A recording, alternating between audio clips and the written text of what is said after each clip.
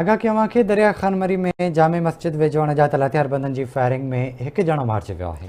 अफ़सोसनाक ख़बर आहे अवां सां शेयर कयूं पिया। दरिया खान मरी में जामे मस्जिद वेझो अणॼातल हथियारबंदनि जी फायरिंग में हिकु ॼणो क़तल थी वियो। हथियारबंदनि जी फायरिंग में बदरदीन मरी मारिजी वियो, जंहिंजो लाश इस्पताल मुंतक़िल कयो वियो आहे।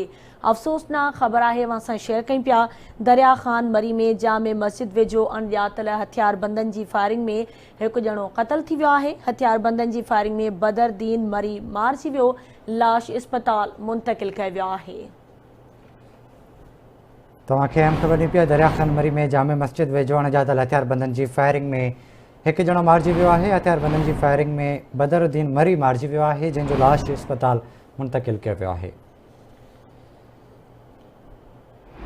ख़बर अवांखे ॾियूं पिया। दरिया खान मरी में जामे मस्जिद वेझो अणॼातल हथियारबंदनि जी फायरिंग में हिकु ॼणो मारिजी वियो आहे। अवांखे ॿुधाईंदा हलूं, हथियारबंदनि फायरिंग में बदरुद्दीन मरी मारिजी वियो आहे। मक़तूल जो लाश इस्पताल मुंतक़िल कयो वियो आहे। दरिया खान मरी में जामे मस्जिद वेझो अणॼातल हथियारबंदनि जी फायरिंग में हिकु ॼणो क़तल थी वियो आहे। हथियारबंदनि जी फायरिंग में बदरुद्दीन मरी मारिजी वियो, लाश इस्पताल मुंतक़िल कयो वियो आहे। हिकु भेरो ॿीहर अवांखे आगाह कयूं पिया। अफ़सोसनाक ख़बर आहे दरिया खान मरी में जामे मस्जिद वेझो अणॼातल हथियारबंदनि जी फायरिंग में हिकु ॼणो क़तल थी वियो।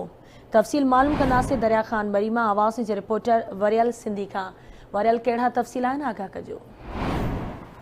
जी, दरिया खान मरी मेन बाज़ार में जामिया मस्जिद वटि मोटरसाइकिल सवार हथियारबंदनि फायरिंग करे दुकान ते वेठल ॻोठ खंडू मरी वाक़ी नौजवान बदरुद्दीन पुट गुलाम हैदर मरी खे क़तल करे फायरिंग कंदा आसानी सां फरार थियण में कामयाब थी विया। इतला ते मरी बिरादरी जा सवे माण्हू वाक़े वारे हंधि पहुची क़तल थियल जो लाश पोस्टमार्टम लाइ इस्पताल मुंतक़िल कयो, जॾहिं त मरी बिरादरी जे सवे माण्हुनि पारां मेन बाईपास रोड ते टायरनि खे बाहियूं ॾेई रोड बंदि करे छॾियो। उन मौक़े ते सहाफ़ियुनि सां ॻाल्हाईंदे हुननि चयो त असांजे नौजवान खे बेगुनाह क़तल कयो वियो आहे। असांजी कंहिं सां का बि दुश्मनी न आहे।